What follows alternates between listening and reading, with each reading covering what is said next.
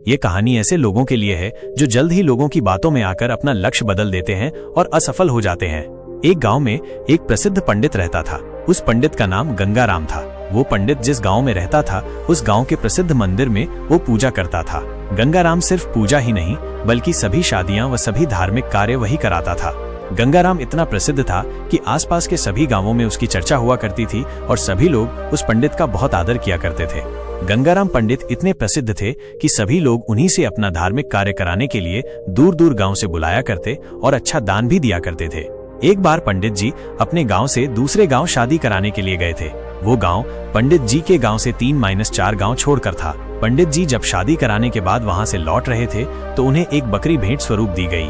गंगाराम बकरी को लेकर पैदल अपने रास्ते धीरे धीरे लौट रहे थे क्योंकि उनका गांव 4 गांव के बाद था। जिस रास्ते से गंगाराम लौट रहे थे उस रास्ते पर 4 ठग रहते थे और वो आने जाने वाले लोगों को लूटा करते थे। जब उन 4 ठगों ने पंडित जी को देखा तो बोलने लगे, आज तो सुबह से कोई नहीं मिला है और हमारे खाने पीने की व्यवस्था भी नहीं हुई।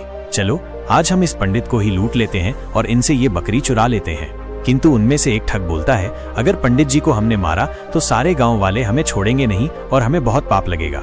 ये चारों ठग पंडित जी से बकरी छुड़ाने की एक नई तरकीब निकालते हैं और चारों ठग अपने अपने काम पर लग जाते हैं।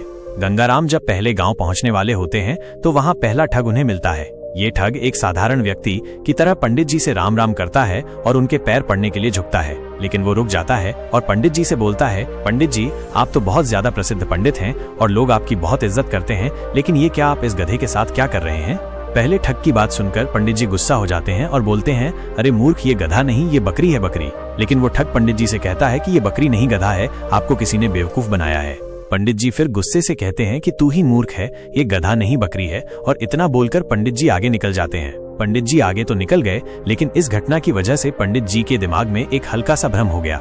धीरे धीरे पंडित जी आगे बढ़ ही रहे थे और वो दूसरे गांव पहुंचने ही वाले थे कि उन्हें वहां दूसरा ठग मिला जो कि बिल्कुल साधारण व्यक्ति की तरह वहां खड़ा था।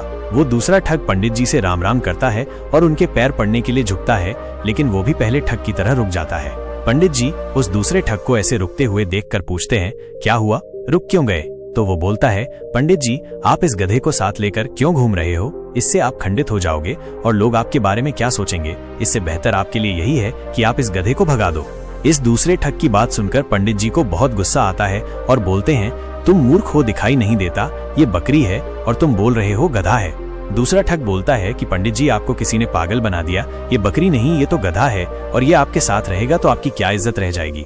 ये सुनते ही पंडित जी सोचने लगे कि ये क्या बोल रहा है, मैं तो बकरी लाया हूँ पर ये सब इसे गधा क्यों बोल रहे हैं, कहीं मैं सच में गधे को लेकर तो नहीं घूम रहा हूँ। अब पंडित जी सोच में पड़ जाते हैं और वो ठग वहां से चला जाता है और पंडित जी भी आगे बढ़ने लगते हैं।